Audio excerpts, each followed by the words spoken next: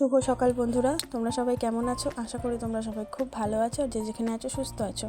তোমাদের ভালোবাসা আশীর্বাদে আমাদেরও দিন চলে যাচ্ছে। অনুষ্ঠান মাম্মিস ডেইরির পক্ষ থেকে আমি সুতপা আরও একটি নতুন ভিডিও নিয়ে তোমাদের সামনে হাজির হয়েছি। সকালবেলা বেশ কিছুটা বাসি কাজকর্ম সারা হয়ে গিয়েছে। এখন আসলাম জামা কাপড়গুলো ভিজাতে, যেমন ঘর ঝাড় দেওয়া বা বাসি বাসন টাসন তো রাত্রেই মেজে রাখি, বা রান্নাঘরের টুকটাক কিছু কাজকর্ম হয়ে গেছে, বা রান্নাঘরের কাজ এখনও চলছে। মানে বাসি কাজ একটু গ্যাস ট্যাস মোছা এইসব হয়ে গেছে, রান্নাটা চলছে। আর তার সাথে সাথেই এখন জামা কাপড়টা ভিজিয়ে নিলাম। তো এখন থেকেই ব্লগটা শুরু করছি, তোমরা দেখতে থাকো। আশা করি তোমাদের পুরো ব্লগটা ভালো লাগবে। ওদিকে ভাত বসিয়ে দিয়েছি, সকালবেলা ভাত খাবো, হাজব্যান্ডও ভাত খেয়ে বেরাবে, মেয়েকেও খাইয়ে দেবো। শ্বশুরমশাইয়ের জন্য 4টে রুটি করে দেবো। আর ডাল বসিয়ে দিয়েছি। এদিকে ফুলকপি এনেছিল গতকাল রাত্রে, সবজি কেটে রাখিনি, ভালো লাগছিল না। রোজ রোজ দেখবে ভালো লাগে না, মাঝে মধ্যে মনে হয় একটু লেদ লাগে, থাক। তো সেই রকমই আমার কালকে একটু লেদ লাগছিলো, যার জন্য ভাবলাম থাক। তো সেই সবজিটা নিয়ে এখন বসে পড়লাম কাটতে। ফুলকপি কাটছি মানে বুঝতেই পারছো ফুলকপির তরকারি হবে। আর দেখি সাথে আর কি করা যায়। তো দেখো এদিকে সবজি কেটে নিয়ে একদম বসিয়ে দিলাম। ফুলকপির তরকারি হবে আর ডিম হবে, ডিম কষা ফুলকপির তরকারি, আর হবে চাটনি, আর ডাল তো হয়ে গেছে। ব্যাস এই আজকে দেখেছো মানে কি বিপদ ঘটতে যাচ্ছিলো। এই গরম কড়াইয়ের তেল যদি গায়ের মধ্যে আমার বা হাতের মধ্যে উল্টে পড়তো তাহলে কি সর্বনাশ হতো। মাঝে মধ্যে আমি এত তাড়াহুড়ো করি না, আমার নিজের ভুলের দোষেই নিজের বিপদ ঘটে।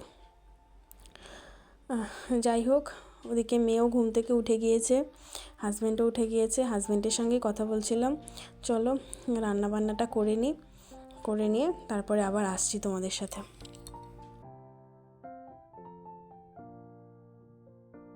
তো এখন প্রায় অনেকটাই বেলা হলো, 12টা বাজে।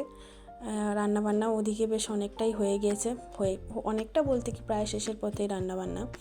আর এদিকে মেয়েকেও স্নান করিয়ে দিয়েছি, স্নান করিয়ে এখন একদম রেডি করাচ্ছি, অঙ্গনওয়াড়িতে পাঠিয়ে দেবো।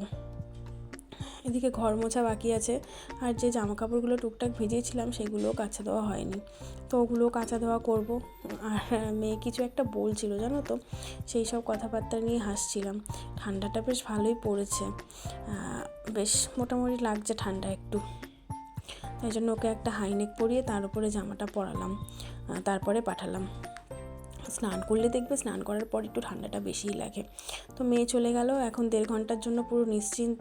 1.5 ঘন্টার মধ্যে যতটা কাজ করা যায় করে নেব। আর এই যে বসে পড়লাম জামা কাপড় নিয়ে, বেশ মোটামুটি অনেকগুলো জামা কাপড়ই আছে। তো চলো সব কাচা ধোয়া করে নিই। ওদিকে তো রান্নাঘরের কাজ হয়ে গেছে, ওই দিকটা নিশ্চিন্ত। তবে কি জানো তো, ঘরটা মুছিনি। ওইদিকে কাচা ধোয়া কাচবো, কেচে এক ধোয়া ধুয়ে আবার জলের মধ্যে ভিজিয়ে রেখে এসে ঘরটা মুছে নেব। এইভাবে কাজ না করলে জানো তো কাজ হয় না। তো দেখো হয়ে গেছে। তোমাদের সাথে গল্প করতে করতে দেখেছো কত কাজ হয়ে যাচ্ছে। মানে সত্যি সত্যি বাস্তবে যদি আমি এতটা কাজ করতে পারতাম এত স্পিডে, তাহলে আমার কাছে অঢেল সময় থাকতো। আসলে এডিট করার সময় একটু স্পিড বাড়িয়ে দিত মাঝে মধ্যে, তো সেটা দেখেই মনে হয় বাবা কত তাড়াতাড়ি কাজ করছি আমি। মাঝে মধ্যে আমি যখন নিজের ভিডিও দেখি তখনই ভাবি, মানে সত্যি যদি আমি এত তাড়াতাড়ি করে কাজ করতে পারতাম কি না ভালো হতো।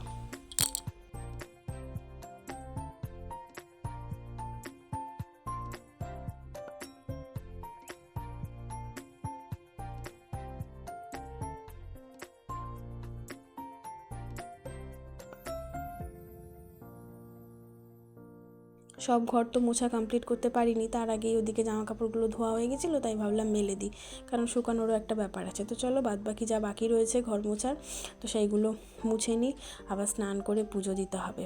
এই করতে করতে মেয়েও চলে আসবে, তারপরই তো একটা বড় যুদ্ধ আছে, মেয়েকে খাওয়ানো।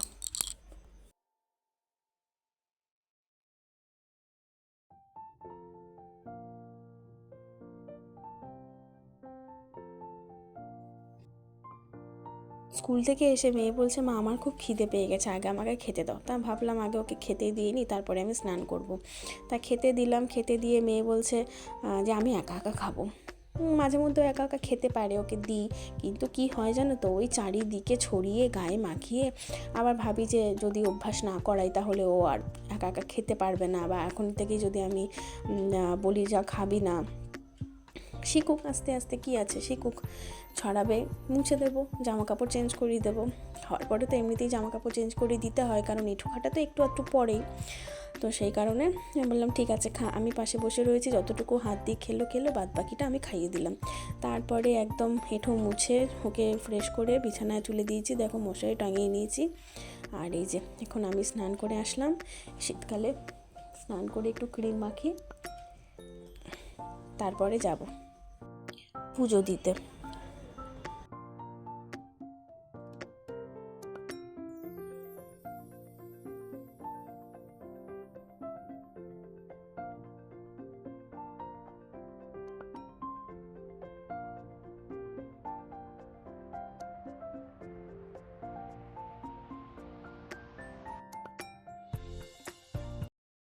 গুড ইভিনিং বন্ধুরা, অনেক দিন পরে ক্যামেরার সামনে এইভাবে কথা বলছি। এখন প্রায় বাজে 7টা বাজতে যায়, 7টা বাজতে 5 মিনিট বাকি।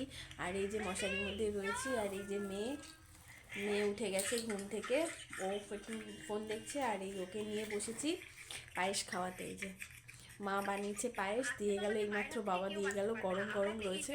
তো ভাবলাম এটাই মেয়েকে খাইয়ে দিই, এটাই ওর সন্ধ্যের টিফিন হয়ে যাবে। আমি তো একটু দোকানে বসছিলাম, তারপরে মেয়ে উঠে গেছে, চলে আসলাম। চা করিনি এখনও, চা করব। মেয়ে উঠে গেছে, মেয়ের কাশিও হচ্ছে, একটু একটু ঠান্ডা লেগেছে। ভাবলাম আমাকে গরম গরম একটু খাইয়ে দিয়ে নিই ওকে, দুপুরবেলায় খেয়েছেও তাড়াতাড়ি আজকে।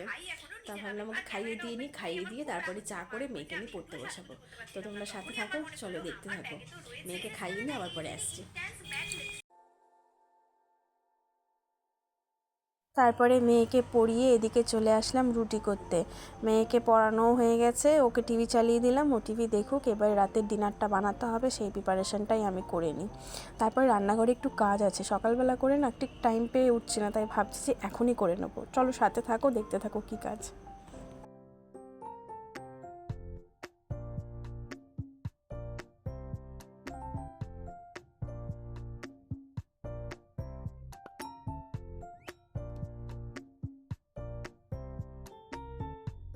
রান্নাঘরের সেলফগুলো বেশ কয়েকদিন ধরে পরিষ্কার করছিলাম, কিন্তু করা আর হয়ে উঠছিল না।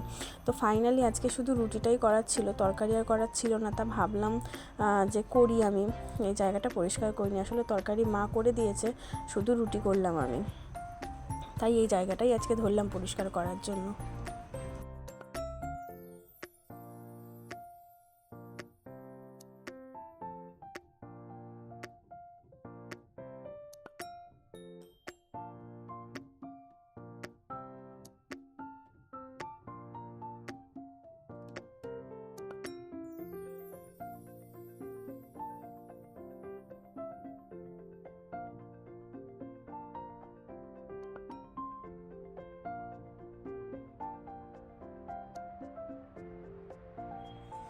একেবারে টাইলস দিয়ে শুরু করে সব জায়গায়, মানে বলতে পারো টোটাল রান্নাঘরটা আজকে একটু ডিপ ক্লিন করা হয়ে গেল রাতের বেলায়। দিনের বেলায় সময় না পেলে কোনো এক সময় তো সময় বার করে পরিষ্কার করতেই হবে, তাই না? কারণ পরিষ্কার রাখাটাই ম্যান্ডেটারি, মাস্ট।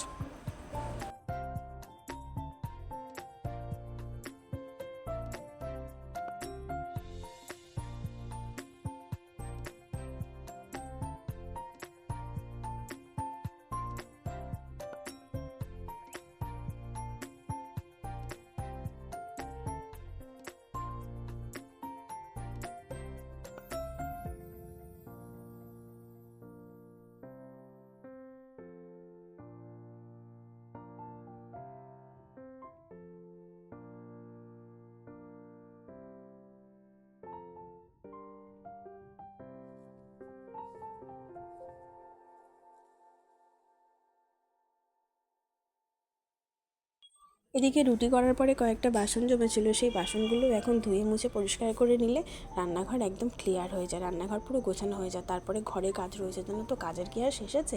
এক কাজ শেষ হতে পারবো না, দেখবো আর এক কাজ চলে এসছে। জামা কাপড় ভাঁজ করতে হবে, কিছু ভাঁজ করা হয়নি। তো চলো, রান্নাঘরের কাজ কমপ্লিট। এইবার চলো আমরা ঘরে যাই, ঘরে গিয়ে জামা কাপড়গুলো ভাঁজ করি। দেখো, তার আগে এই যে আমার মেয়ের ডক্টর সেট সব ছড়িয়ে ছিটিয়ে রেখেছে, এগুলোকে আগে জায়গা মতো তুলে দিই। তারপর দেখতে পাচ্ছ সোফার জামা কাপড়গুলো অনেকক্ষণ ধরে আমাকে ডাকছিল, আয় আমাদের এবার একটু গুছিয়ে যেত। আমি ভাবলাম দাঁড়াও একটু রান্নাঘরের কাজটা সেরে আসি, তারপরে তোমাদের গুছাচ্ছি। তো রান্নাঘর তো সারা হয়ে গেল, এবার এরা বলছে আগে আয় আমার কাছে তাড়াতাড়ি করে, আগে আমাকে গুছা। চলে আসলাম এদের কাছে, এবার এদের আগে গুছিয়ে নিই, তারপরে গিয়ে একটু দম ফেলবো।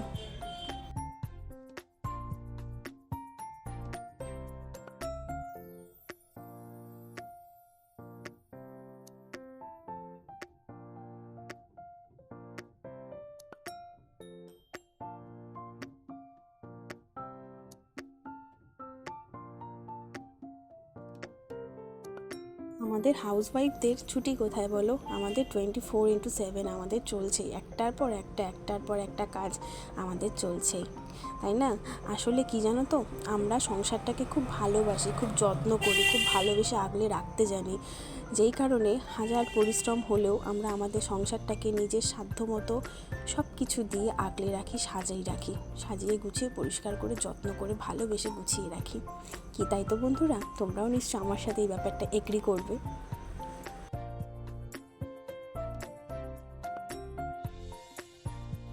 দেখো, তোমাদের সাথে গল্প করতে করতে একদম জামা কাপড়গুলো পুরো গোছানো হয়ে গেল। এবার সোফাটাকে একটু ঝেড়ে কুশনগুলো একটু ঠিক করে নিলেই ব্যাস, ঘরটা একদম পুরো গুছানো রইলো, তা একদম টিপটাপ হয়ে গেলো, ব্যাস দেখতেও ভালো লাগবে। এবার আমার ছুটিও হবে না, ছুটি বলা ভুল, এরপরেও কাজকর্ম থেকে মেয়েকে খাওয়ানো দাওয়ানো, কাজের তো আর শেষ নেই।